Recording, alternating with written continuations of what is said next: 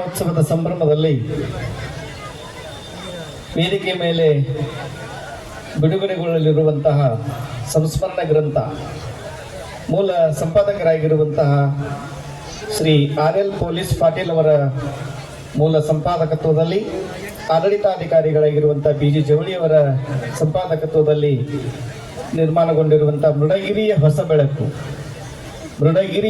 ಬೆಳಕು ಎನ್ನುವ ಸಂಸ್ಮರಣ ಗ್ರಂಥ, ಶತಮಾನೋತ್ಸವದ ಸಂಸ್ಮರಣ ಗ್ರಂಥ ಇದೀಗ ಜಗದ್ಗುರು ಮಹಾಸನ್ನಿಧಿಯವರ ಸನ್ನಿಧಾನದಲ್ಲಿ ಸನ್ಮಾನ್ಯ ಶ್ರೀ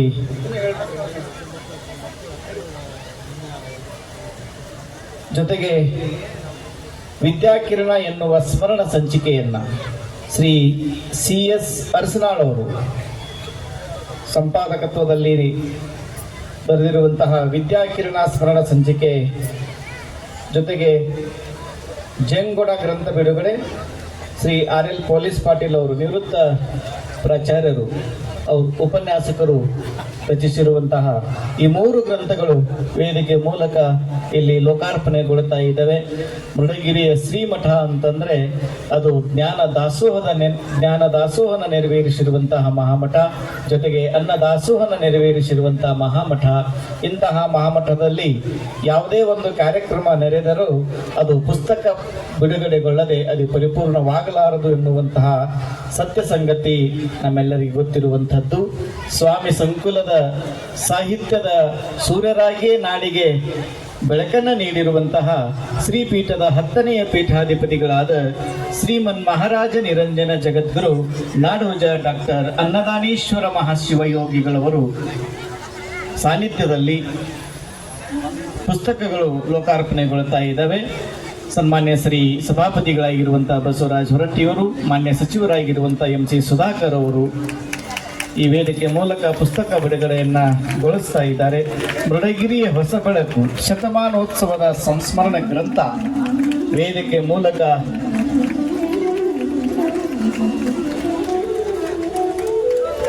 ಮೃಡಗಿರಿಯ ಹೊಸ ಬೆಳಕು ಅಪರೂಪದ ಸಂಸ್ಮರಣ ಗ್ರಂಥ RL ಪೊಲೀಸ್ ಪಾಟೀಲ್ ಅವರು BG ಜವಳಿಯವರ ಸಂಪಾದಕತ್ವದಲ್ಲಿ ವಿದ್ಯಾಕಿರಣ ಎನ್ನುವ ಅಪರೂಪದ ಸ್ಮರಣ ಸಂಚಿಕೆ CS ಅರಸನಾಳ್ ಅವರ ಸಂಪಾದಕತ್ವದಲ್ಲಿ ಜೇಂಗೊಡ ಅನ್ನುವಂತಹ ಗ್ರಂಥವನ್ನ ರಚಿಸಿರುವಂತಹ ನಿವೃತ್ತ ಉಪನ್ಯಾಸಕರಾದ RS ಪೊಲೀಸ್ ಪಾಟೀಲ್ ಅವರು. ಈ 3 ಗ್ರಂಥಗಳು ಇದೀಗ ವೇದಿಕೆ ಮೂಲಕ ಉದ್ಘಾಟನೆಗೊಂಡಿದೆ. ಜ್ಞಾನ ದಾಸೋಹದ ಮೂಲಕ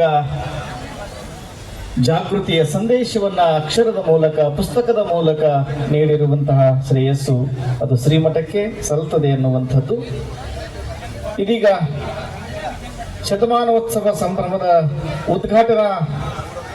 ಉದ್ಘಾಟನೆ ದೀಪ ಬೆಳಗಿಸುವುದರ ಮೂಲಕ ಉದ್ಘಾಟನೆ ನೆರವೇರಿಸಿರುವಂತಹ ನಮ್ಮ ಕರ್ನಾಟಕ ರಾಜಕಾರಣದ ಅತ್ಯಂತ ಹಿರಿಯ ಮತ್ತು ಗೌರವಾನ್ವಿತ ನಾಯಕರಲ್ಲಿ ಒಬ್ಬರಾಗಿರುವಂತಹ ಕರ್ನಾಟಕ ವಿಧಾನ ಪರಿಷತ್ತಿನ ಸಭಾಪತಿಗಳಾಗಿರುವಂತಹ ಸನ್ಮಾನ್ಯ ಶ್ರೀ ಬಸವರಾಜ ಹೊರಟ್ಟಿ ಸಾಹೇಬರು ಈ ಕಾರ್ಯಕ್ರಮವನ್ನು ಉದ್ದೇಶಿಸಿ ಮಾತನಾಡಬೇಕು. ತಮ್ಮೆಲ್ಲ ಗೊತ್ತಿರಬೇಕು, ಸನ್ಮಾನ್ಯ ಬಸವರಾಜ ಹೊರಟ್ಟಿ ಸಾಹೇಬರು ಶಿಕ್ಷಕರ ಆಸ್ತಿ ಎಂದೇ ನಾಡಿನಲ್ಲಿ ಕರೆಯಲ್ಪಡುವಂತಹ ಅಪರೂಪದ ರಾಜಕಾರಣಿ, ಜನನಾಯಕ, ಜನಪ್ರಿಯ ಗೌರವಾನ್ವಿತ ನಾಯಕರಲ್ಲಿ ಬಸವರಾಜ ಹೊರಟ್ಟಿಯವರು ಶ್ರೀಮಠದ ಕುರಿತು ಅತ್ಯಂತ ಅಪಾರ ಶ್ರದ್ಧೆಯನ್ನು ಇಟ್ಟುಕೊಂಡು ಬಂದಿರುವಂತಹ ಶ್ರೀ ಬಸವರಾಜ ಹೊರಟ್ಟಿಯವರು ಜೋರಾದ ಚಪ್ಪಾಳೆಯೊಂದಿಗೆ ಶ್ರೀಯುತರ ಮಾತುಗಳಿಗೆ ನಾವೆಲ್ಲ ಕಿವಿಯಾಗೋಣ.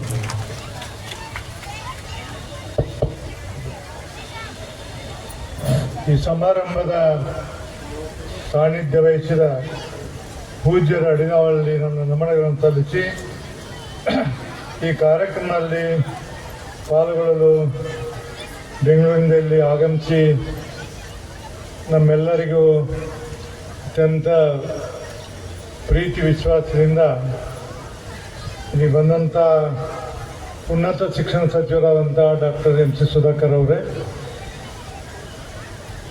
ಹಿರಿಯರು, ಮಾಜಿ ಸಚಿವರು, ನಮ್ಮ ಮಾರ್ಗದರ್ಶಕ SS ಪಾಟೀಲ್ ರೀ, ವೇದಿಕೆ ಮೇಲೆ ಆಸೀನಂತೆಲ್ಲ ಗಣ್ಯಮಾನ್ಯರೇ, ನೆರೆದಂಥ ಎಲ್ಲ ಬಂಧುಗಳೇ, ಇವತ್ತು ನಾವು ಉತ್ತರ ಪ್ರದೇಶ ಲಕ್ನೋದಲ್ಲಿ ಇರಬೇಕಾಗಿತ್ತು. ನಿನ್ನೆ ಅವರಿಗೆ ನಾನು ಪತ್ರ ಬರೆದು ಶುಭ ಸಂದೇಶವನ್ನು ಕಳಿಸಿ ಸಮಾರಂಭ ಯಶಸ್ವಿ ಆಗಲಿ ಅಂತೇಳಿ ಕಳಿಸಿ ನನಗೆ ಬರ್ಲಿಕ್ಕಾಗೋದು ಕ್ಷಮಿಸ್ಬೇಕಂತ ಬರೆದಿದ್ದೆ. ಬಟ್ ಮನಸ್ಸು ಯಾಕೋ ಒಪ್ಪಲಿಲ್ಲ. ಸಮಾಜ ಇಷ್ಟೆಲ್ಲ ಕಾರ್ಯಕ್ರಮದಲ್ಲಿ ಇಷ್ಟು ವರ್ಷದಿಂದ ಪಾಲ್ಗೊಂಡೀನಿ, ಇಂಥ ಈ ಶತಮಾನೋತ್ಸವ ಕಾರ್ಯಕ್ರಮ ಪಾಲ್ಗೊಳ್ಳಿದ್ರೆ ತಪ್ಪಾಗುತ್ತೆ ಅಂತ ತಿಳ್ಕೊಂಡು ಹೇಳಿ, ಮತ್ತು ಕೊನೆ ಕಾರ್ಯಕ್ರಮಕ್ಕೆ ಲಕ್ನೋಕ್ಕೆ ಹೋದ್ರ ಅಂತ ತಿಳ್ಕೊಂಡು ಹೇಳಿ ಓಪನಿಂಗ್ ಕಾರ್ಯಕ್ರಮ ಬಿಟ್ಟು ಕ್ಲೋಸಿಂಗ್ ಕಾರ್ಯಕ್ರಮಕ್ಕೆ ಹೋಗೋಣ ಅಂತ ತಿಳ್ಕೊಂಡು ಹೇಳಿ ಇವತ್ತು ನಿನ್ನೆ ನಾನು ಸುಧಾಕರ್ ಅವರು ಕೂಡ ಬೆಳಗ್ಗೆ ಇಲ್ಲಿಗೆ ಬಂದೀವಿ. ಅದಕ್ಕೆ ನನಗೆ ಅತ್ಯಂತ ಹೆಮ್ಮೆ ಮತ್ತು ಅಭಿಮಾನ ಆಗ್ತಿದೆ. ಸುಮಾರು ನನಗನ್ಸಿದ ಮಟ್ಟಿಗೆ 45 ವರ್ಷದಿಂದ ಈ ಸಂಸ್ಥೆಗೆ ನನಗೆ ಒಡನಾಟ ಇದೆ ಅನ್ನೋದು ತಮಗೆಲ್ಲ ಗೊತ್ತಿದೆ. ನಾನು ಶಾಸಕನಾದಾಗ ಓಟ್ ಹಾಕಿದವರು ರಿಟೈರ್ಡ್ ಆದರು 80ರಾಗ. 2010 ಅವ್ರ ಮಕ್ಕಳು ಓಟ್ ಹಾಕಿದ್ರು. ಮುಂದಿನ ಗೊತ್ತಿಲ್ಲ ನನಗೆ, ಇನ್ನು ಕೇಳ ಗೊತ್ತಿಲ್ಲ. ಬಟ್ ಅಂದರೆ ಇಬ್ಬರು ಕೂಡ ತಂದೆ ಮತ್ತು ಮಕ್ಕಳು ಕೂಡ ಎರಡೂ ಜನ್ರೇಷನ್ ಕೂಡ ನಾನು ಇದೇ ರೀತಿ ಇದೆ ಅನ್ನೋದನ್ನು ನಿಮಗೆ ಬೇರೆ ಹೇಳಬೇಕಾಗಿಲ್ಲ. ಇದು ಇಷ್ಟು ನನ್ನ ಮತ್ತು ಈ ಸಂಸ್ಥೆಯ ಒಡನಾಟ ಹೆಂಗಿತ್ತಂದ್ರೆ, ಸ್ವಾಮಿಗಳು ಏನಾದರೂ ಫೋನ್ ಮಾಡಿದ್ರೆ ಪೂಜ್ಯರು, ಅದು ನಮಗೆ ವೇದವಾಕ್ಯ. ಇಲ್ಲಿವರೆಗೆ ಅವ್ರು ಏನು ಮಾಡಿದ್ದಾರೆ, ನಮ್ಗೆ ಏನು ಹೇಳಿದಾರೆ, ಅದ್ರ ಒಂದೊಂದು ಮಾತನ್ನು ಮೀರಿಲ್ಲ ಅನ್ನೋದು ಅವ್ರ ಎದುರಿಗೆ ಹೇಳಲಿಕ್ಕೆ ಇಷ್ಟಪಡ್ತೀವಿ ನಾವು. ಅವ್ರು ಹಿಂಗೆ ಮಾಡಬೇಕಪ್ಪ ಅಂದ್ರೆ ಆಯ್ತು ಸರ್, ಹಿಂಗೆ ಮಾಡಬೇಕಾದ್ರೆ ಆಯ್ತು ಬುದ್ಧಿ ಎಲ್ಲಿ ಯಾವ ಕಾರ್ಯಕ್ರಮ. ಯಾಕಂದ್ರೆ ನೋಡಿ, ಇಂಥ ಹಿಂದುಳಿದ ಪ್ರದೇಶದಲ್ಲಿ 1924ರಲ್ಲಿ ಪೂಜ್ಯರು ಈ ಸಂಸ್ಥೆಯನ್ನು ಪ್ರಾರಂಭ ಮಾಡಿ 1924ರಲ್ಲಿ 100 ವರ್ಷ ಮುಗಿಸಿದ್ವಿ. ಅಂದಿನ ಕಾಲಕ್ಕೆ ನಾನು ಶಿಕ್ಷಣ ಮಂತ್ರಿ ಆದಾಗ, ಹಿಂದೆ ಈ ರಾಜ್ಯ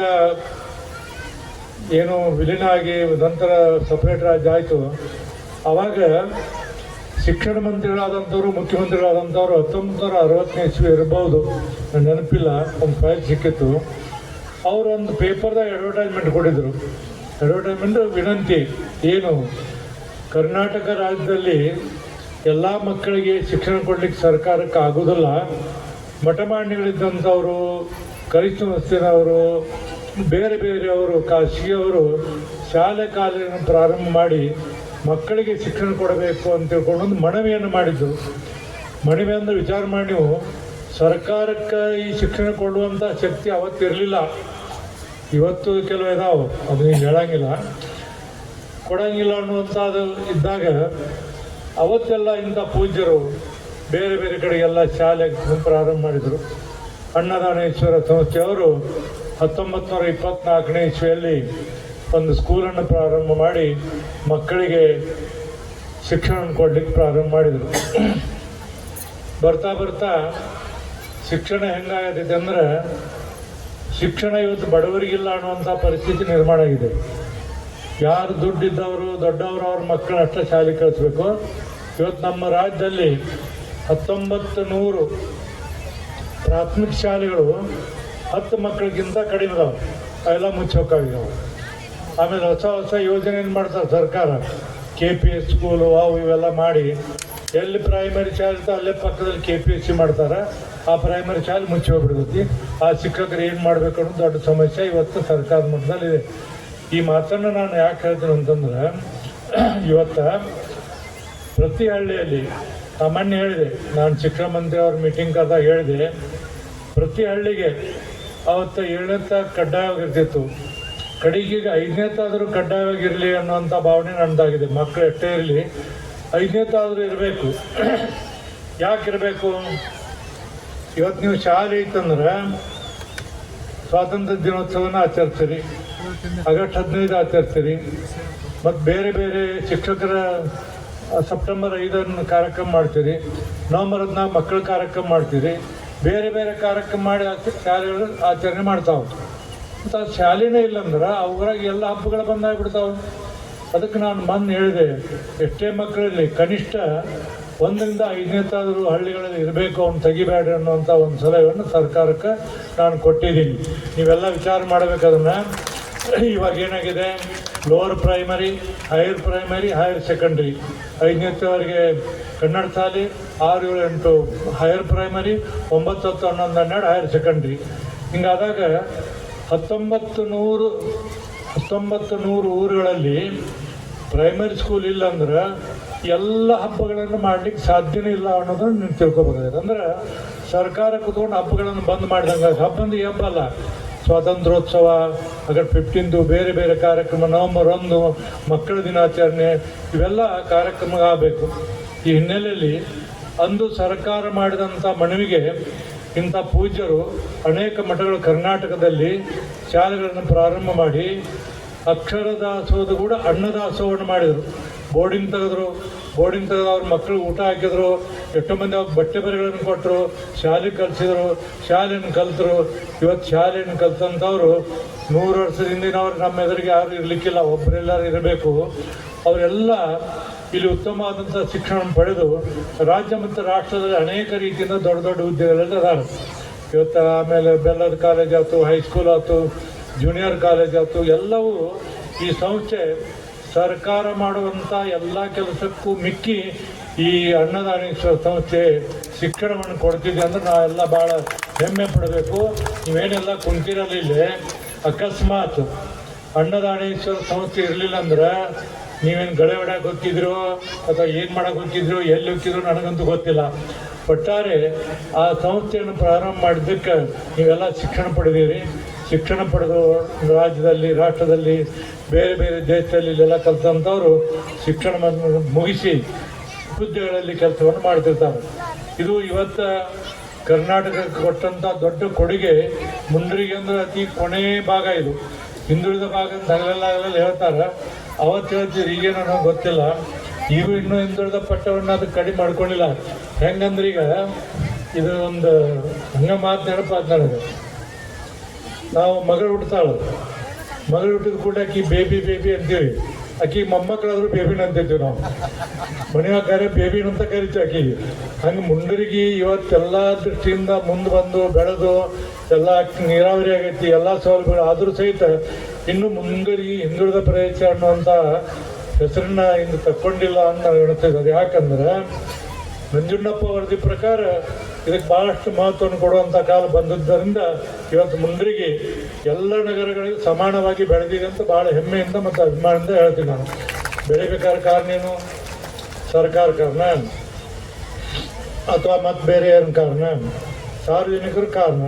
ಅದ್ರ ಕೂಡ ಅತ್ಯಂತ 90% ಇದೆಲ್ಲ ಅತ್ಯಂತ ಸುಂದರವಾಗಿ ಉತ್ತಮವಾಗಿ ಬೆಳಿಬೇಕಾದ್ರೆ ಎಲ್ಲ ಮಕ್ಕಳಿಗೆ ಶಿಕ್ಷಣ ಕೊಟ್ಟು ಶಿಕ್ಷಣವನ್ನು ಪಡೆದು ಅವ್ರಿಗೆ ಅನ್ನದಾಸೋಹ ಮಾಡಿ ಎಲ್ಲ ಮಾಡಿ ಬೆಳೆಸಿದ್ದು ಇವತ್ತು ಅನ್ನದಾನೇಶ್ವರ ಮಠ ಅಂತ ತಿಳ್ಕೊಂಡೇಳಿ ಅಭಿಮಾನದಿಂದ ನಾವು ಹೇಳ್ಬೇಕಾಗ್ತದೆ.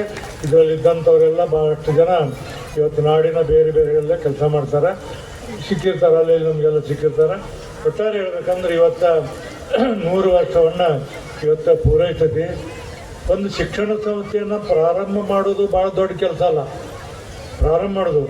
ಪ್ರಾರಂಭ ಮಾಡಿದ ನಂತರ ಅದನ್ನು ಬೆಳೆಸೋದು ಭಾಳ ದೊಡ್ಡ ಕಷ್ಟ. ಇವತ್ತು ಮಕ್ಕಳು ಹುಟ್ಟುತ್ತಾವೆ, ಸಾಮಾಜಿಕವಾಗಿ ಕಳಕಳಿಯಿಂದ ಇದ್ದಂಥವ್ರೆಲ್ಲರೂ ತಂದೆ ತಾಯಿ ತಮ್ಮ ಮಕ್ಕಳಿಗೆಲ್ಲ ಶಾಲೆ ಕಲಿತಾಗ ಪ್ರಯತ್ನ ಮಾಡ್ತಾರೆ. ಆದರೆ ಆ ಮಕ್ಕಳನ್ನು ಸರಿಯಾದ ರೀತಿಯಿಂದ ಬೆಳೆಸಿದ್ರೆ ಏನಾಗ್ತಿದೆ? ನಿನ್ನೆ ಒಬ್ಬರು ನಮ್ಮ ಸ್ನೇಹಿತರು ನನಗಿಂತ ಹಿಂದೆ ಸಭಾಪತಿ ಆಗಿದ್ದರು. ಅವ್ರ ತಮ್ಮನ ಮಗ ಭಾಳಷ್ಟೆಲ್ಲ ಶ್ರೀಮಂತರು, ದುಡ್ಡೆಲ್ಲ ಗಳಿಸ ಬೇಕಾದಷ್ಟು ಆಗಿದೆ, ಕುಡಿದು ಇವೆಲ್ಲ ಲಿವರ್ ಕಟ್ ಆಗಿದೆ. ಏರ್ ಆ್ಯಂಬುಲೆನ್ಸ್ ತೊಗೊಂಡು ಅವ್ರನ್ನ ಬೆಂಗಳೂರಿಗೆ ಹೋಗಿ ಹಾಕಿದ್ದಾರೆ. ಇವತ್ತು ನಾಳೆ ದಿನ ಎಣಿಸ್ತಿರ್ತಾರೆ. ಯಾಕೆ ವಿಚಾರ ಮಾಡಿ. ಇಲ್ಲಿ ಪ್ರಾಮುಖ್ಯವಾಗಿ ಶಿಕ್ಷಣವನ್ನು ಕೊಟ್ಟಲ್ಲ, ಸಿಕ್ಕದ್ರೆ ಕೂಡ ಸಂಸ್ಕಾರವನ್ನು ಕೊಡಬೇಕು. ಸಂಸ್ಕಾರ ಭಾಳ ಮುಖ್ಯ. ಇನ್ನು ಕಾನ್ವೆಂಟ್ ಸ್ಕೂಲಿಗೆ ಹೋಗ್ತೀರಿ, ಅಲ್ಲಿ ಹೋಗ್ತೀರಿ, ಎಲ್ಲ ಮಾಡ್ತೀರಿ, ಓದ್ತೀರಿ, good morning sir, good evening sir ಅಂತೀರಿ, ಮುಗೀತೀರಿ.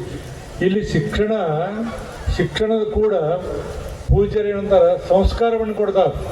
ಎಲ್ಲ ಮಕ್ಕಳು ನೀವು ನೋಡಿ, ಎಲ್ಲ ಮಕ್ಕಳು ವೇದಿಕೆ ಮೇಲೆ ಬಂದಾಗ ಪ್ರೈಸ್ ತೊಗೊಳಗ ಕಾಲು ಮುಟ್ಟಿ ನಮಸ್ಕಾರ ಮಾಡ್ತಾರೆ. ಯಾರು ಬೇರೆ ಕಡೆ ಮಾಡೋದು ಭಾಳ ಕಷ್ಟ. ಇಲ್ಲಿ ಸಂಸ್ಕಾರ ಇದೆ. ಶಿಕ್ಷಣ ಕೊಡೋದು ಅಷ್ಟೇ ಅಲ್ಲ, ಶಿಕ್ಷಣ ಕೂಡ ಸಂಸ್ಕಾರವನ್ನು ಕೊಡೋದು ಭಾಳ ಪ್ರಮುಖವಾದದ್ದು.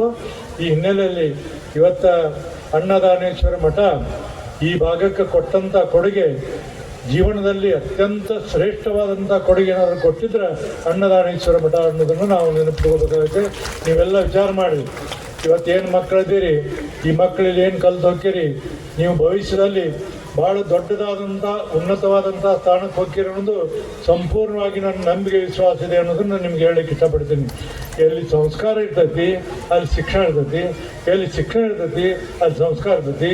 ಇಲ್ಲಿ ಎರಡೂ ಇರ್ತಾವ. ಅಲ್ಲಿ ಯೋಗ್ಯ ಹುಡುಗ ಯೋಗ್ಯ ಹುಡುಗಿ ಹುಟ್ಟುತ್ತಾರೆ ಅನ್ನೋದನ್ನು ನೀವು ನೆನಪಿಟ್ಕೋಬೇಕಂತ, ಯೋಗ್ಯ ಹೆಣ್ಣು ಮಗಳು ಯೋಗ್ಯ ಮನುಷ್ಯ ಹುಟ್ಟುತ್ತಾರೆ ಅನ್ನೋದನ್ನು ನೀವು ನೆನಪಿಟ್ಕೊಳ್ಬೇಕು. ಆ ಹಿನ್ನೆಲೆಯಲ್ಲಿ ಇವತ್ತು ಭಾಳ ಉತ್ತಮವಾದಂಥ ರೀತಿಯಿಂದ ಈ ಸಂಸ್ಥೆ ಬೆಳೆದು ಬಂದಿದೆ. ಪೂಜ್ಯರಿಗೆ ಎಷ್ಟು ಅಭಿನಂದನೆ ಸಲ್ಲಿಸಿದ್ರು ನಾವೆಲ್ಲ ಕಡಿಮೆ. ಈ ಹಿನ್ನೆಲೆಯಲ್ಲಿ ಬರುವಂಥ ದಿನಮಾನಗಳಲ್ಲಿ ಇವತ್ತು ನಾನು ಭಾಳ ಸರಿ ಅನೇಕ ರೀತಿಯಿಂದ ತೊಂದರೆಗಳು ಬಂದಾಗ ನಾವು ಗಟ್ಟಿಯಾಗಿ ನಿಂತು ಈ ಸಂಸ್ಥೆಯಲ್ಲಿ ಏನು ಬೇಕಾದಂಥ ಬಂದಾಗೂ ನಾನು ಗಟ್ಟಿಯಾಗಿ ನಿಂತ್ಕೊಂಡು ಅವೆಲ್ಲ ಸಮಸ್ಯೆಗಳನ್ನು ಸರಿಯಾದ ರೀತಿಯಿಂದ ಬಗೆಹರಿಸುವಂಥ ಕೆಲಸವನ್ನು ಮಾಡಿ ಅಂತ ಹೇಳ್ಕೊಂಡು ನನಗೂ ಸ್ವಲ್ಪ ಅಭಿಮಾನ ಮತ್ತು ಹೆಮ್ಮೆ ಇದೆ ಅನ್ನೋದನ್ನು ಇಲ್ಲಿ ಹೇಳಕ್ಕೆ ಇಷ್ಟಪಡ್ತೀನಿ. ನಾನು ಶಿಕ್ಷಣ ಮಂತ್ರಿ ಆಗಿದ್ದೆ. ಅದಾರಿಗೆ ನೆನಪೈತಿಲ್ಲ ಗೊತ್ತಿಲ್ಲ ನನಗೆ. ಏನಪ್ಪ ಹೊರಟ್ಟಿ ನೀನು ಮಂತ್ರಿ ಆಗಿ ಶಾಲೆ ತೆಗೆದೀವಿ, ಇವು ಪಗಾರ ಇಲ್ಲ ಏನಿಲ್ಲ, ಟೀಚರ್ಸ್ಗೆ ಇದ್ದಾರೆ ಗಂಗಾಳ ಪಗಾರ ಕೊಡ್ತೀವಿ ಅಂತ ಅಂದಿದ್ರು ಗೊತ್ತೈತಲ್ಲ ಸರ್, ನೀವು ಗಂಗಾಳ ಪಗಾರ ಕೊಡ್ತೀವಿ ಅಂದಿದ್ರು. ಒಂದು ಮಾತು ನನ್ನ ನೆನಪಾಯ್ತು. ಇನ್ನೊಂದು ಹೇಳಿದರು, ನೀವು ಬಿಸಿ ಊಟ ಕೊಡ್ತೀರಿ, ಬರೀ ಕನ್ನಡ ಶಾಲೆಯವ್ರು ಕೊಡ್ತೀರಿ, ಹೈಸ್ಕೂಲ್ದವ್ರಿಗೆ ಕೊಡೋಂಗಿಲ್ಲ. ಅವರೇನು ಮಕ್ಕಳು ಕನ್ನಡ ಶಾಲೆ ಮಕ್ಕಳು ಊಟ ಮಾಡೋ ಹೋಗಿ ಮಕ್ಕಳು ನೋಡ್ಕೊತ ನಿಲ್ತಾರೆ, ನೋಡಪ್ಪ ಇದು ಏನಾದ್ರು ಮಾಡೋ ಅಂತಂದರು. ಅಂದ್ಕೂಡಲೇ ನನಗೂ ಸ್ವಲ್ಪ ಮಾನಸಿಕವಾಗಿ ಭಾಳ ಯೋಚನೆಯನ್ನು ಮಾಡೋಕ್ಕೆ ಪ್ರಾರಂಭ ಮಾಡಿದೆ. ಹೋದ ನಂತರ 2 ದಿವಸ ಬಿಟ್ಟು ನಮ್ಮ ಸೆಕ್ರೆಟರಿ ಅವರನ್ನು ಡೈರೆಕ್ಟರ್ನೆಲ್ಲ ಕರೆಸಿ 1487 95 ಅನುದಾನ ವಿಸ್ತರಣೆ ಮಾಡೋನು, ನೀವು ಇದಕ್ಕೊಂದು ಕ್ಯಾಲ್ಕುಲೇಷನ್ ಮಾಡಿ ಅಂತ ಕೂಡ ಹೇಳಿದೆ. ಅವಾಗ ಅವರು ಅದನ್ನು ಮಾಡಿ, ಸರ್ ಭಾಳ ಕಷ್ಟ ಇದು ಅಂತಂದರು. ಯಾಕ್ರಿ ಏನಂದೆ? ಇಲ್ಲ ಇಷ್ಟು ದುಡ್ಡು ಕೊಡಬೇಕು. ಹೌದು, ಶಿಕ್ಷಣ ಕೊಡಬೇಕಾಗ್ತದೆ ಅಂತ ಹೇಳಿದಾಗ FD ಅವ್ರನ್ನ ಇವ್ರನ್ನ ಸತತವಾಗಿ 1 ವರ್ಷದವರೆಗೆ ಪ್ರಾಮಾಣಿಕವಾದಂಥ ಪ್ರಯತ್ನವನ್ನು ಮಾಡಿ ಕುಮಾರಸ್ವಾಮಿ ಮುಖ್ಯಮಂತ್ರಿ ಇದ್ದರು, ಯಡಿಯೂರಪ್ಪ ಅವರು ಫೈನಾನ್ಸ್ ಮಿನಿಸ್ಟರ್ ಇದ್ದರು, ಅವ್ರಿಗೆ ಕನ್ವಿನ್ಸ್ ಮಾಡಿ ಹೇಳಿ ಎಲ್ಲ ಮಾಡಿ ಅದನ್ನು 1487 95 ಪ್ರಾಥಮಿಕ ಪ್ರೌಢ ಜೂನಿಯರ್ ಕಾಲೇಜ್ ಎಲ್ಲಕ್ಕೂ ಅನುದಾನವನ್ನು ವಿಸ್ತರಣೆ ಮಾಡಿ 31,000 ಜನ ಶಿಕ್ಷಕರು ಈ ಅನುದಾನವನ್ನು ಪಡಿತಾರೆ. 95 ನಂತರ 2,000 ಬೇಕಿದೆ, ಅಲ್ಲಿ ಇಲ್ಲ. ಅದಕ್ಕೂ ಭಾಳಷ್ಟು ಪ್ರಯತ್ನ ಮಾಡಾಕ್ತೀವಿ. ಮುಖ್ಯಮಂತ್ರಿ ಹಂಗೂ ಹಿಂಗೂ ಏನೋ ಒಂದು ಸ್ವಲ್ಪ ಸಹಮತವನ್ನು ಕೊಟ್ಟಾರ. ನನಗಂತ ಮಟ್ಟಿಗೆ ನಾಳೆ ಬಜೆಟ್ದಲ್ಲಿ ಅನೌನ್ಸ್ ಮಾಡ್ತಾರೆ ಅನ್ನೋಂಥ ಒಂದು ನಂಬಿಕೆ. 95ರಿಂದ 2,000ವರೆಗೆ ನೀವೆಲ್ಲ ಪ್ರಯತ್ನ ಮಾಡಬೇಕು. ನೀವು ಸಹಿತ ಹೇಳಿದರೆ ಸ್ವಲ್ಪ ಪ್ರಯತ್ನ ಮಾಡಿದ್ರೆ ಆಗ್ತಿದೆ ಅನ್ನೋಂಥ ನಂಬಿಕೆ. ಈ ಮಾತನ್ನು ಯಾಕೆ ಹೇಳ್ತಾರೆ ಅಂದ್ರೆ, ಅವತ್ತು ಮಕ್ಕಳ ಸಂಖ್ಯೆ ಕಡಿಮೆ ಇರ್ತಿತ್ತು. ಇವತ್ತು ಮಠಕ್ಕೂ ಕಂಟ್ರೋಲ್ ಮಾಡುವಂಥ ಶಕ್ತಿ ಉಳಿಯೋದಕ್ಕೆ ಸಾಧ್ಯ ಇಲ್ಲ ಅನ್ನೋಂಥ ಪರಿಸ್ಥಿತಿ ಎಲ್ಲ ಮಕ್ಕಳು ಶಾಲೆ ಕಲಿತಾರೆ. ಹೆಣ್ಣು ಮಕ್ಕಳನ್ನು ನಾವೆಲ್ಲಿ ಶಾಲೆ ಕಲಿಸಿದ್ವಿ? 7ನೇ ತಾರೀಕು ಕೂಡ ಲಗ್ನ ಮಾಡಿ ಮನೆ ಕಳಿಸ್ಬಿಡ್ತಿದ್ವಿ. ಇವತ್ತು ಹೆಣ್ಣು ಮಕ್ಕಳು ಇಡೀ ಜಗತ್ತಿನಲ್ಲಿ, ಈ ದೇಶದಲ್ಲಿ, ನಮ್ಮ ದೇಶದಲ್ಲಿ ಯಾವ ಗಂಡು ಮಕ್ಕಳಿಗೂ ಕಡಿಮೆ ಇಲ್ದಂಗೆ ಅದಾರ. ಇವತ್ತು ನೀವು ನೋಡಿ, ಟ್ರಕ್ ಡ್ರೈವರ್ ಅದಾರು, ಸುಪ್ರೀಂ ಕೋರ್ಟ್ ಜಡ್ಜ್ ಅದಾರು, ಹೈಕೋರ್ಟ್ ಜಡ್ಜ್ ಅದಾರು, ಎಂತೆಂಥ ಕಮಿಟಿ ಚೇರ್ಮನ್ಗಳು ಅದಾರು. ಇವತ್ತು ನಿಮ್ಮ ಡೆಪ್ಟಿ ಡೈರೆಕ್ಟರ್ ಇಲ್ಲಿ ಕುಂತಾಳೆ, ಡೆಪ್ಟಿ ಡೈರೆಕ್ಟರ್ ನೋಡಿ, ಅವರೊಬ್ಬ ಹೆಣ್ಮಗಳು ಇವತ್ತು ಕಾಲೇಜ್ ಎಜುಕೇಷನ್ ಡೆಪ್ಟಿ ಡೈರೆಕ್ಟರ್ ಆಗಿ ಬಂದಾರ. ಅವ್ರು ನೀವು ನೋಡಿ. ಅಂದ್ರೆ ಹಿಂಗೆ ಹೆಣ್ಣು ಮಕ್ಕಳು ಇವತ್ತು ಭಾಳಷ್ಟು ಮುಂದೆ ಬಂದಾರ. ನಾನು ಶಿಕ್ಷಣ ಮಂತ್ರಿ 2 ಕೆಲಸ ನನ್ನ ಮಾತು ಮುಗಿಸ್ತೀನಿ, ಭಾಳ ಐತಿ, ಇತಿಹಾಸ ಹೇಳೋಕ್ಕಾಗೋದಿಲ್ಲ. ಅವಾಗ ಈ ಬಿಸಿ ಊಟದ ಬಂದಾಗ ನಾನು ಏನು ಮಾಡಿದೆ, ಇದನ್ನು SLC ಎಕ್ಸ್ಟೆಂಡ್ ಮಾಡ್ಬೇಕಂತ ತಿಳ್ಕೊಂಡು ಒಂದು ಫೈಲ್ ಪುಟಪ್ ಮಾಡಂತ ಹೇಳಿದ್ರು. 398 ಕೋಟಿ ಬಜೆಟ್ ಬೇಕಂತ FD ಅವ್ರು ಕಳಿಸಿದ್ರು. ಯಡಿಯೂರಪ್ಪ ಅವ್ರ ಮನೆಗೆ ಹೋದಂತ ಹಿಂಗೆ ಮಾರೇ ಆಗೋದು ನಡೆಯೋದು ಎಲ್ಲಿ ಹೆಚ್ಚಿ ಇದೆಲ್ಲಿ 390-400 ಕೋಟಿ ಎಲ್ಲಿ ಕೊಡೋದು? ಇಲ್ರಿ ಕೊಡ್ಬೇಕಾಗತ್ತೆ ಅಂತ ಹೇಳಿದೆ. ಅವರು ಹಂಗೂ ಹಿಂಗೂ ಅಂದರು, ನೋಡ್ತೀನಂದ್ರು, ಹೋದರು, ಮುಂದೆ ಆಗಲೇ ಇಲ್ಲ. ಒಂದು ಇಂಟ್ರೆಸ್ಟಿಂಗ್ ನ್ಯೂಸ್ ಏನಂದ್ರೆ, ಸಮ್ಮಿಶ್ರ ಸರ್ಕಾರ ಇತ್ತು ಅವಾಗ. ಕುಮಾರಸ್ವಾಮಿ ಮುಖ್ಯಮಂತ್ರಿ, ಯಡಿಯೂರಪ್ಪ ಅವರು deputy chief minister, finance minister. ಕೇಂದ್ರ ಸರ್ಕಾರದಿಂದ ಈ ತತ್ತಿ ಕೊಡ್ತೀರಿ ಮಕ್ಕಳಿಗೆ, ಕೆಲವರು ಅವನ್ನ ಕೊಡಬಾರ್ದು. ಅವ್ರಿಗೆ ಮಠ ಐತಿ, ಈ ಮಠದ ತತ್ತಿ ಕೊಡೋದು ಎಲ್ಲಿ ಬರ್ತೈತಿ? ಎಷ್ಟೋ ಮಂದಿ ಅದನ್ನು ಒಪ್ಪಂಗಿಲ್ಲ. ಏನು ಮಾಡಬೇಕು ಅಂತ ಅವ್ರಿಗೆ ಹಣ್ಣು ಮತ್ತೊಂದು ಹಾಲು ಏನೋ ಮಾಡಬೇಕು ಅನ್ನೋದು ಆಲ್ಟರ್ನೇಟಿವ್ ಇರಬೇಕಾಯ್ತು.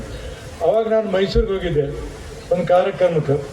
ಮಾಧ್ಯಮದವ್ರು ಕೇಳಿದರು, ಏನ್ರಿ ಮತ್ತು ಹಿಂಗೆ ನೀವು ಎಗ್ ಕೊಡಬೇಕಾಗತ್ತೆ ಮಕ್ಕಳಿಗೆ, ಕೇಂದ್ರ ಸರ್ಕಾರ ಕೊಡ್ತಂತ ಏನು ಮಾಡ್ತೀರಿ ಅಂದರೆ, ಇಲ್ಲಿ ಕೇಂದ್ರ ಸರ್ಕಾರ ನಮಗೆ ತಿಂಗಳ ಎಷ್ಟು 3 ಕೋಟಿ ದುಡ್ಡು ಕೊಡ್ತಾರೆ, ಕೊಡಬೇಕಾಕೈತಿ ಅಂತಂದೆ. ನಾನು ಹೇಗೆ ಕೊಡಬೇಕಾಗತ್ತೆ ಅಂತ ಹೇಳಿದೆ. ಅದು ದೊಡ್ಡದಾಗಿ ಪೇಪರ್ದಾಗ ಬಂದುಬಿಡ್ತದೆ. ಯಾಕಂದ್ರೆ ಕುಮಾರಸ್ವಾಮಿ ಅವರು, ಯಡಿಯೂರಪ್ಪ ಅವರು ಹಾರಿಸ್ಬಿಟ್ಟಿದ್ದಾರೆ. ಮಾಧ್ಯಮದವ್ರಿಗೆ ಹೇಳಿದ್ದಿಲ್ಲ, ಅದು ಎಜುಕೇಷನ್ ಮಿನಿಸ್ಟರ್ ನೋಡ್ಕೋತಾನಿದ್ರು. ಬಂತು ಮುಂಜಾನೆ ಯಡಿಯೂರಪ್ಪ ಅವ್ರು ಫೋನ್ ಮಾಡಿದ್ರು 11 ಗಂಟೆಗೆ. ಏನಪ್ಪ ಎಲ್ಲಿದೆ ಅಂದರು. ಅವ್ರ ಸ್ಟೈಲ್ ಗೊತ್ತದ ನಿಮ್ಗೆ. ಎಲ್ಲಿದೆ? ಆಫೀಸ್ನಾಗ ಅದನ್ರಿ. ಹಾಂ ಅಂದರು. ಫೋನ್ ಇಟ್ಟು ಸೀದಾ ನಮ್ಮ ಆಫೀಸ್ ಬಂದರು. ನಾನು ಪಬ್ಲಿಕ್ದಾಗ ಕೂತ್ಕೊಂಡಿದ್ದೆ. ಕೈ ಹಿಡಿದು ಕರ್ಕೊಂಡೋಗಿ ಎಂಟಿ ಬಾಗಿಲ ಹಾಕಿ, ಏನಪ್ಪ ದೊಡ್ಡ ಶೆಣೆಗೆ ನೀನು ತತ್ತಿ ಕೊಡ್ತೀವಿ, ತಲೆ ಕೆಟ್ಟದ ನಿಂದ ತಂದ್ರು. ಅಲ್ಲಿ ಮತ್ತೆ ಏನು ಮಾಡ್ಬೇಕು? ಕೇಂದ್ರ ಸರ್ಕಾರದವ್ರು ಒಪ್ಪಂಗಿಲ್ಲ, ದುಡ್ಡು ಕೊಡೋದಿಲ್ಲ ಅಂದರು. ಇಲ್ಲ ಅದೇನು ಬೇಕಾದ್ರೆ ನಾ ಕೊಡ್ತಾನೆ ಬಿಟ್ಬಿಡಿ ಅದಲ್ಲ ಅಂದರು. ನೋಡಿ ಮತ್ತೆ ವಿಚಾರ ಮಾಡಿದೆ, ಏನಿಲ್ಲ ಕೊಡಂಗಿಲ್ಲ ಅಂದರು. ಇದ ಒಂದು ಸಿಕ್ಕಿತ್ತು. ಅದು ನನ್ನ ಕೈಯಾಗಿ ಏನು ಮಾಡಿದೆ, ಪುಟಪ್ ಮಾಡಿ ಆ ಬಿಸಿಟ್ಟದ ಯೋಜನೆಯನ್ನು SSLC ಖಾಸಗಿ ಅವರಿಗೆ ಸರ್ಕಾರಕ್ಕೆಲ್ಲ ಎಕ್ಸ್ಟೆಂಡ್ ಮಾಡುವಂಥ ಫೈಲ್ ತೊಗೊಂಡು ಅವ್ರ ಬೆನ್ನು ಹತ್ತಿ ಹೋಗಿ ಯಡಿಯೂರಾಗಿ ಸಹಿ ಮಾಡಿಸಿದ್ರು. ಇಲ್ಲಾಕಂದ್ರೆ ಬೆಳಗ್ಗೆ ನೀವು 9 ಗಂಟೆ ನಿಮ್ಗೆ ಕೊಡೋದಿನ್ನ ಅನ್ರಿ, ನೋಡಿ ನಿಮ್ಗೆ ತತ್ತಿ ಬೇಕೋ ಇದು ಬೇಕೋ ಯಾರ್ದಾಗ ಮಾಡ್ತೀರ ಅಂದ್ಕೊಂಡೆ ಬಡ ಯಡಿಯೂರಾಗಿ ಸಹಿ ಮಾಡಿ ಆ ಬಿಸಿ ಹಿಡಿದ ಯೋಜನೆ SSLC ಖಾಸಗಿ ಅವ್ರಿಗೆ ಸರ್ಕಾರಕ್ಕೆ ಎಕ್ಸ್ಟೆಂಡ್ ಮಾಡುವಂಥ ಕೆಲಸವನ್ನು ಮಾಡಿದ್ದೀವಿ. ಕಮಿಟ್ಮೆಂಟ್ ಅದು ನಮ್ಗೆ. ಯಾಕಂದ್ರೆ ಇಲ್ಲಿ ನೋಡ್ತಿರ್ತೀವಿ ಹಳ್ಳಿಯಲ್ಲಿ ಜನ ಏನಿರ್ತಾರೆ, ಈ ಶಿಕ್ಷಕರ ನೇಮಕಾತಿ ಇಲ್ಲ. ನಿನ್ನೆ ಯಾರೋ ಬಂದಿದ್ರು, ಇಡೀ ಅವರು 1 ರಿಂದ 10th ಇರೋ ಒಬ್ಬರು ಟೀಚರ್, ಶಿಕ್ಷಕರಿಲ್ಲ. ಇದೋ ಲಮಾಣಿ ಬಂದಿದ್ದು ನನ್ನ ಕಡೆ, ಒಬ್ಬರೇ ಟೀಚರು. ಏನು ಮಾಡಬೇಕು? ಅದಕ್ಕೆ ಕೇರಳದಾಗ ಏನೈತೆ ಅಂದ್ರೆ 1 ಕ್ಲಾಸ್ ರೂಮ್ 1 ಟೀಚರ್ ಪ್ರೈಮರಿಗೆ. ಹೈಸ್ಕೂಲಲ್ಲಿ ಎಲ್ಲರೂ ಅದಕ್ಕೆ ಶಿಕ್ಷಕರಿಗೆ ಎಕಾನಮಿ ಏನಿಲ್ಲ. ಅದಕ್ಕೆ ನಾನು ಮುಖ್ಯಮಂತ್ರಿ ನೀವು TV ನೋಡಿರ್ಬೋದು, ಕಾರ್ಯಕ್ರಮ ಗೊತ್ತಿದ್ದೀನಿ. ಇಲ್ಲ ಶಿಕ್ಷಕರು ತುಂಬ ಕೊಡಬೇಕಂತ ಹೇಳಿ ಕೊಟ್ಟಿದ್ದಾರೆ. ಈಗ ಅದಕ್ಕೆ ದಾರಿ ಸರಿ ಇಲ್ಲ, ಅದನ್ನು ಸರಿ ಮಾಡ್ತಾ ಒಪ್ಕೊಂಡಾರ.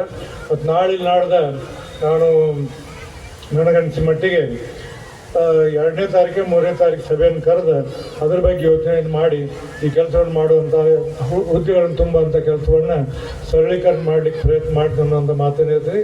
ಇಷ್ಟೆಲ್ಲವನ್ನ ಹೇಳೋದಕ್ಕೆ ಮುಂದೆ ಸರ್ಕಾರ ಮಾಡುವಂಥ ಕೆಲಸವನ್ನು ಇಂಥ ಶಿಕ್ಷಣ ಸಂಸ್ಥೆ ಜಗದ್ಗುರು ಅನ್ನದಾನೇಶ್ವರ ಶಿಕ್ಷಣ ಸಂಸ್ಥೆ ಐತಲ್ಲ, ಇಂಥ ಉತ್ತಮವಾದಂಥ ಕಟ್ಟಡ, ಗ್ರೌಂಡು ಮತ್ತು ಬುದ್ಧಿ ಪೂಜೆಯನ್ನು ಇವತ್ತು ಮಾಡ್ಸಾರ. ಎಲ್ಲ ಹೊಸ ಕಟ್ಟಡ ಕಟ್ತಾರೆ. ಅವ್ರಿಗೇನಿದೆ, ಯಾಕಿದೆ ಅವ್ರಿಗೆ? ಅವರೆಲ್ಲ ಇವತ್ತು ಏನು ಅವ್ರ ತ್ಯಾಗ ಐತಲ್ಲ, ಆ ತ್ಯಾಗ ಇವತ್ತೆಲ್ಲ ನಾವೇನು ಗೊತ್ತು, ನಮಗೆಲ್ಲ ಅವ್ರ ತ್ಯಾಗ ನಮಗೆ ಅದರಿಂದ ಲಾಭ ಆಗ್ತಿದೆ ಅನ್ನೋದನ್ನು ನಾವು ನೆನಪಿಡ್ಕೋಬೇಕಾಗ್ತದೆ. ಈ ಹಿನ್ನೆಲೆಯಲ್ಲಿ ನಾವು ಸುಧಾಕರ್ ಅವರು ಬಂದಾಗ, ಸುಧಾಕರ್ ಅವರು ಒಂದು ನಿಮಿಷ ಹೇಳ್ಬಿಡ್ತೀನಿ. ಅವರು ಡಾಕ್ಟರ್ ಅವ್ರಿಗೆ ಮೆಡಿಕಲ್ ಎಜುಕೇಷನ್ನು ಹೆಲ್ತ್ ಕೊಡಬೇಕಾಗಿತ್ತು. ಹೈಯರ್ ಎಜುಕೇಷನ್ ಕೊಟ್ಟಾನ. ಏನಂದ್ರೆ ಏನ್ರಿ ಡಾಕ್ಟ್ರಿಗೆ ಹೋಗಿ ಹೈಯರ್ ಎಜುಕೇಷನ್ ಕೊಟ್ಟರಲ್ಲ, ಏನು ಬುದ್ಧಿ ಇದೆ ಐತಿಲ್ಲ ಬೈದೆ ಮುಖ್ಯಮಂತ್ರಿ. ಆದರೆ ಮೊಟ್ಟ ಮೊದಲನೇ ಸಾರಿ ನಮ್ಮ ವಿಧಾನ ಪರಿಷತ್ನ ಬಂದಾಗ ಯಾರ್ದೋ ಒಬ್ಬರಿಗೆ ಒಂದು 330 ನೇಮಿತ. ಅದಕ್ಕೆ ಉತ್ತರ ಕೊಡುವಾಗ ಇಡೀ ನನ್ನ ಜೀವನದಲ್ಲಿ 45 ವರ್ಷ ಇತಿಹಾಸದಲ್ಲಿ ಅತ್ಯಂತ ಉತ್ತಮವಾದಂಥ ಶ್ರೇಷ್ಠವಾದಂಥ ಅಂಕಿ ಸಂಖ್ಯೆಗಳು ಏನಾದರೂ ಒಬ್ಬ ಯಾವ ಮಂತ್ರಿ ಸ್ಟೇಟ್ಮೆಂಟ್ ಮಾಡಿದಂದ್ರೆ ಅವ್ರು ಸುಧಾಕರ್ ಮಾಡಿದ ಅನ್ನೋದನ್ನು ನೆನಪಿದ್ರು. ಅವರು ಡಾಕ್ಟರ್ ಹೋಗಿ ಶಿಕ್ಷಣ ಮಂತ್ರಿ ಮಾಡಿದರು. ಆ ಶಿಕ್ಷಣ ಮಂತ್ರಿ ಆದಾಗ ಅತ್ಯಂತ ಶ್ರೇಷ್ಠವಾದಂಥ ರೀತಿಯಿಂದ ಇವತ್ತು ನಮ್ಮ ಸದನದಲ್ಲಿ ಅವರು ತಮ್ಮ ಇಲಾಖೆಯನ್ನು ಬೆಳೆಸಿದ್ದಾರೆ. ಅದಕ್ಕೆ ಅಂಥವರೆಲ್ಲ ಈ ಕಾರ್ಯಕ್ರಮ ಬಂದಿದ್ದಾರೆ. ಅದಕ್ಕೆ ನಮ್ಗೆ ಭಾಳ ಹೆಮ್ಮೆ ಅನಿಸ್ತಿದೆ. ಅದಕ್ಕೆ ಇನ್ನೂ ನಾವೆಲ್ಲರೂ ಉತ್ತಮವಾದಂಥ ರೀತಿಯಿಂದ ನಮ್ಮ ಮಕ್ಕಳನ್ನು ಶಾಲೆ ಕಳಿಸಿ ಹೆಚ್ಚು ಶಿಕ್ಷಣ ಕೊಡೋಣ. ಹೇಳಿ ನನ್ನ ಮಾತು ಮುಗಿಸ್ತೇನೆ. ದಯಮಾಡಿ ನೀವು ತಂದೆ ತಾಯಿ ವಿಚಾರ ಮಾಡಿ, ಶಿಕ್ಷಣ ಕೊಟ್ಟವರೆಲ್ಲ ನಿಮ್ಮ ಮಕ್ಕಳು ನೌಕರಿ ಮಾಡ್ಬೇಕಂತ ತಿಳ್ಕೊಬೇಡಿ. ದಯಮಾಡಿ ಬೇರೆ ಬೇರೆ ಕೆಲಸಗಳನ್ನು ಮಾಡಿರಿ. ಒಕ್ಕಲ್ತನ ಮಾಡೋಕ್ಕೆ ಹಾರ್ಟಿಕಲ್ಚರು, ಅಗ್ರಿಕಲ್ಚರು, ಸಿರಿಕಲ್ಚರ್ ಇವೆಲ್ಲ ಅದರಲ್ಲಿ ತಾವು ಬೆಳಿಬೇಕು. ಹೀಗಾದರೆ ಒಂದು ನಮ್ಮ ಕಾಲಕ್ಕೆ ಟೇಲ್ರಿಂಗ್ ಆಗ್ತಿತ್ತು. ಟೇಲ್ರಿಂಗನ್ನು ಕಲ್ತಂಥ ಒಬ್ಬ ಹೆಣ್ಣುಮಗಳು ಮುಂಬೈದಾಗ 16 ಜನ ಕೆಲಸಕ್ಕೆ ಇಟ್ಕೊಂಡು ತಿಂಗಳಿಗೆ 3 ರಿಂದ 4 ಲಕ್ಷ ರೂಪಾಯಿಗಳು ನನ್ನ ಕ್ಲಾಸ್ಮೇಟಿಗೆ ಹೇಳಿದ್ರಿ SSLC ಅವರಿಗೆ ಮೊದಲದಾಗ. ಹೀಗಾಗಿ ಶಿಕ್ಷಣ ಬದಲಾಗಿದೆ. ಶಿಕ್ಷಣ ತಜ್ಞ ಇದ್ದಂಥವರು ಸಲಹೆ ಸೂಚನೆ ಮಾಡಬೇಕು ಅನ್ನುವಂಥ ಮಾತನ್ನು ಹೇಳಿ ಇವತ್ತು ಭಾಳ ಹೆಮ್ಮೆ ಮತ್ತು ಅಭಿಮಾನದಿಂದ ಈ ಕಾರ್ಯಕ್ರಮ ಭಾಗವಹಿಸ್ತೀನಿ. ಕಾರ್ಯಕ್ರಮ ಉದ್ಘಾಟನೆ ಮಾಡಲಿಕ್ಕೆ ಅನುವು ಮಾಡಿಕೊಟ್ಟಂಥ ಪೂಜ್ಯರಿಗೆ ಮತ್ತು ಈ ಸಂಸ್ಥೆಯವರಿಗೆ ಎಲ್ಲರಿಗೂ ತಮ್ಮೆಲ್ಲರಿಗೂ ನನ್ನ ಹೃದಯ ತುಂಬಿದ ಅಭಿನಂದನೆ ಸಲ್ಲಿಸಿ ನನ್ನ ಮಾತನ್ನು ಮುಗಿಸ್ತಾನೆ. ನಮಸ್ಕಾರ. ಜೈ ಕರ್ನಾಟಕ. ಶಿಕ್ಷಕರೆಲ್ಲ ಮಕ್ಕಳಲ್ಲಿ ಕೊಡ್ಸಕ್ಕೆ ಕಲಿಸೋದು. ಕಾರ್ಯಕ್ರಮವನ್ನು ಉದ್ಘಾಟಿಸಿ ಅತ್ಯಂತ ಮೌಲಿಕ ಮಾತುಗಳನ್ನು ಈ ಸಭೆಯೊಂದಿಗೆ ಹಂಚಿಕೊಂಡಿರುವಂತಹ ಸನ್ಮಾನ್ಯ ಶ್ರೀ ಬಸವರಾಜ ಹೊರಟ್ಟಿ ಸಭಾಪತಿಗಳು ವಿಧಾನ ಪರಿಷತ್ ಸರ್ ಇವರಿಗೆ ಅನಂತ ಧನ್ಯವಾದಗಳು. ಇದೀಗ ಶ್ರೀಮಠದ ವತಿಯಿಂದ ವಿದ್ಯಾಸಂಸ್ಥೆಯ ಸಮಿತಿಯ ವತಿಯಿಂದ ಸಭಾಪತಿಗಳಿಗೆ ಗೌರವ ಸನ್ಮಾನ ಕಾರ್ಯಕ್ರಮ ವೇದಿಕೆ ಮೂಲಕ ಜಗದ್ಗುರು ಮಹಾಸನ್ನಿಧಿಯವರ ಸನ್ನಿಧಾನ ಶ್ರೀಮಠದ ಉತ್ತರಾಧಿಕಾರಿಗಳು ಸಂಸ್ಥೆಯ ಉಪಾಧ್ಯಕ್ಷರಾಗಿರುವಂತಹ ಡಾಕ್ಟರ್ ಮಲ್ಲಿಕಾರ್ಜುನ ಮಹಾಸ್ವಾಮೀಜಿಯವರ ನೇತೃತ್ವದಲ್ಲಿ ಸನ್ಮಾನ ಕಾರ್ಯಕ್ರಮ ನೆರವೇರ್ತಾ ಇದೆ. ಆತ್ಮೀಯ ಶರಣ ಬಂಧುಗಳೇ, ಕರ್ನಾಟಕ ರಾಜಕಾರಣದ ಅತ್ಯಂತ ಹಿರಿಯ ಮತ್ತು ಗೌರವಾನ್ವಿತ ನಾಯಕರಲ್ಲಿ ಒಬ್ಬರಾಗಿರುವಂತಹ ಶ್ರೀ ಬಸವರಾಜ ಹೊರಟ್ಟಿಯವರು ಹಿಂದೆ ಸರ್ಕಾರದಲ್ಲಿ ಶಿಕ್ಷಣ ಸಚಿವರಾಗಿ ಶಿಕ್ಷಣ ಕ್ಷೇತ್ರದಲ್ಲಿ ಅನೇಕ ಸುಧಾರಣೆಗಳನ್ನು ತಂದು ಸಾಧನೆ ಮಾಡಿರುವಂತಹ ಹಿರಿಮೆ ಶ್ರೀಯುತರಿಗೆ ಸಲ್ತದೆ. ಶಿಕ್ಷಕರ ಆಸ್ತಿ, ಶಿಕ್ಷಕರ ಧ್ವನಿ ಎಂದು ಎಲ್ಲರೂ ಅವರನ್ನು ಅತ್ಯಂತ ಪ್ರೀತಿಯಿಂದ ಕರೀತಾರೆ. ಜೊತೆಗೆ ತಾವೆಲ್ಲ ಗಮನಿಸಬೇಕು, ಪಶ್ಚಿಮ ಶಿಕ್ಷಕರ ಮತಕ್ಷೇತ್ರದಿಂದ ಸತತ 8 ಬಾರಿ ಆಯ್ಕೆ ಮಾಡಿ ವಿಶ್ವ ದಾಖಲೆ ವಿಧಾನ ಪರಿಷತ್ತಿನ ಸದಸ್ಯ ಎನ್ನುವ ಹೆಗ್ಗಳಿಕೆಗೆ ಪಾತ್ರರಾದವರು ಸನ್ಮಾನ್ಯ ಶ್ರೀ ಬಸವರಾಜ ಹೊರಟ್ಟಿಯವರು. 45 ವರ್ಷಗಳ ಕಾಲ ಈ ರಾಜಕೀಯ ಜೀವನದಲ್ಲಿ ಅವರು ಶಿಕ್ಷಕರಿಗಾಗಿ ತಮ್ಮ ಬದುಕನ್ನೇ ಸಮರ್ಪಿಸಿಕೊಂಡಿರುವಂತಹ ಹಿರಿಯ ರಾಜಕಾರಣಿ ನಮ್ಮ ಬಸವರಾಜ ಹೊರಟ್ಟಿಯವರು. ಜೊತೆಗೆ ಶಿಕ್ಷಕರ ಸಮಸ್ಯೆಗಳಿಗೆ ಸ್ಪಂದಿಸುವಲ್ಲಿ, ಅವರ ಹಕ್ಕುಗಳಿಗೆ ಹೋರಾಡುವಲ್ಲಿ ತಮ್ಮನ್ನೇ ತಾವು ಅವಿರತ ಶ್ರಮವಹಿಸಿಕೊಂಡು ಕಾರ್ಯನಿರ್ವಹಿಸಿರುವಂತಹ ಶ್ರೀ ಬಸವರಾಜ ಹೊರಟ್ಟಿ ಅವರಿಗೆ ಇನ್ನೂ ಒಂದು ಮಾತು ನೆನಪಿಸಿಕೊಳ್ಬೇಕು.